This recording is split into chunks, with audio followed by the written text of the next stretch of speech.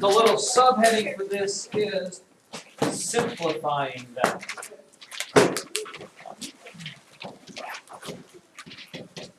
And here is an example I'd like you to throw down there.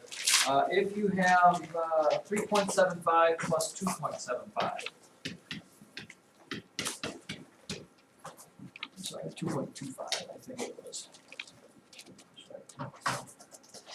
Oh, no, 3.75 plus 2.75.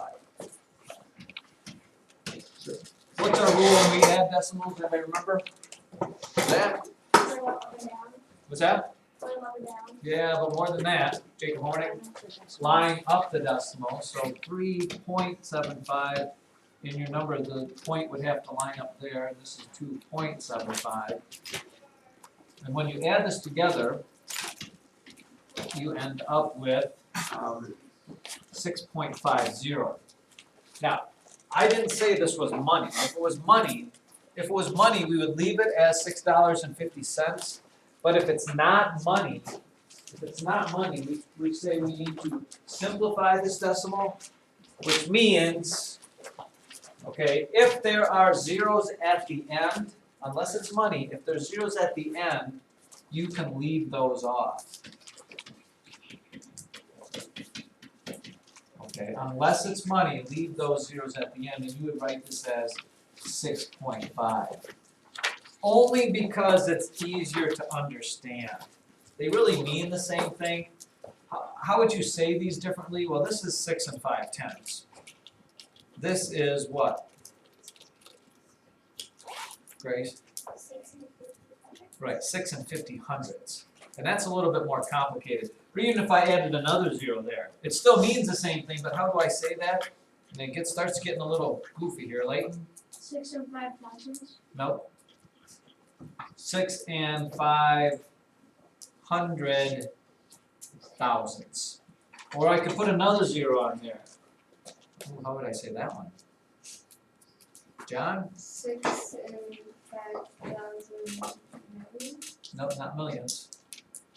Riley? 10,000? Yeah, this would be 6 and 5,000 ten thousandths, which gets really goofy. So we usually, in order to simplify them, if they're just ending zeros, they don't matter, and we take those off so that we write it just like that, because 6 and 5/10 is a whole lot easier to understand than 6 and 500,000 millions. That would just be goofy.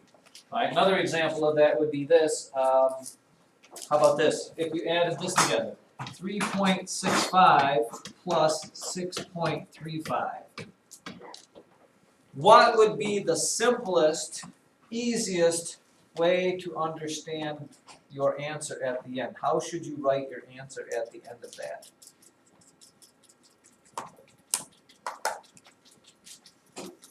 What would you get for an answer at the end of that if you had 3.65 and 6.35?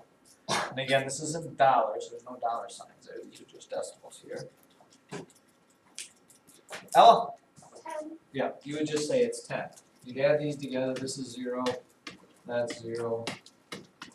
Okay, so your answer is just 10. 10 is just a whole lot easier to understand than 10 and 0 hundredths or whatever we would say there. How about one more? 23.16 minus 19.46. 23.16 minus 19.46. What do you get for an answer for that one?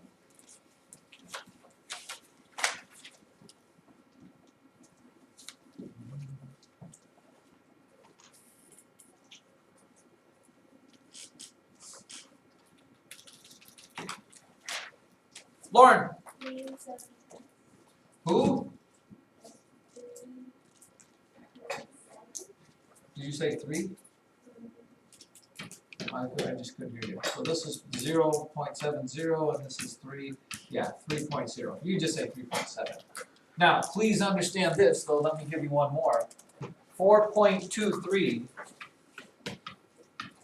minus 3.18. 3.1. Do this one for me and tell me how you'd write that in its simplified form. 4.23 minus 3.18 in its simplified form.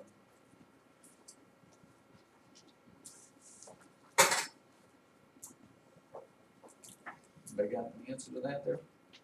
Sophia? 1. 1, what about all this other stuff over here? Does it all go away? What's that?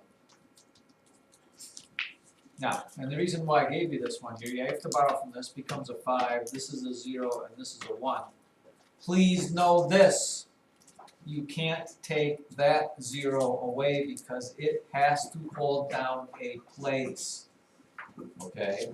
Because 1 and 5/100ths is different than 1 and 5/10ths if you took that away. If the 0 has numbers that aren't zeros on either, on the left and right of it, you need it. Remember what did this say?